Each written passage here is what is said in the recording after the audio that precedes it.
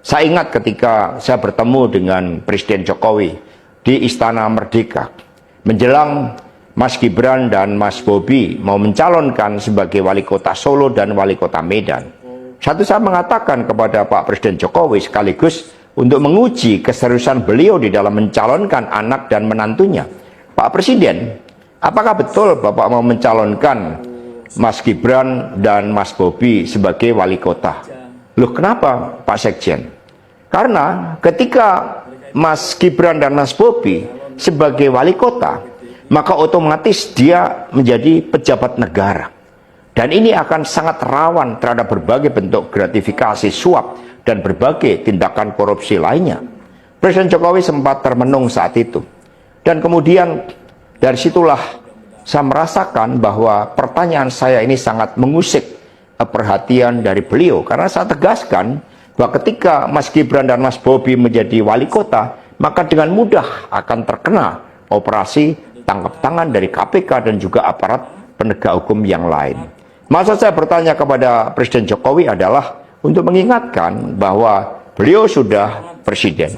Buat apa kemudian anak-anaknya harus menjadi wali kota, dan itu mengandung suatu risiko-risiko politik, mengingat presiden juga berhadapan dengan begitu banyak pihak-pihak yang selalu mencoba berhadapan dengan Bapak Presiden.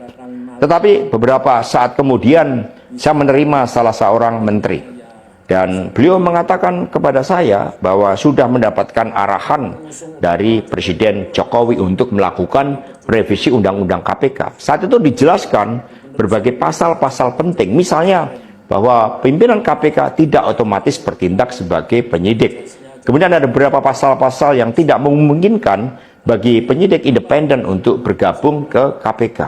Berbagai revisi-revisi itu, karena ini adalah perintah dari Presiden, maka ya saya sarankan untuk bertemu dengan seluruh jajaran fraksi di DPR RI dan coba menggalang atas perintah dari Presiden. Nah, saat itu Pak Menteri yang menjadi kepercayaan dari Pak Jokowi ini menyampaikan bahwa kira-kira akan diperlukan dana sebesar 3 juta US dollar untuk menggolkan revisi Undang-Undang KPK. Dan mengapa berjalan mulus? Karena Presiden Jokowi punya kepentingan untuk melindungi Mas Gibran dan Mas Bobi.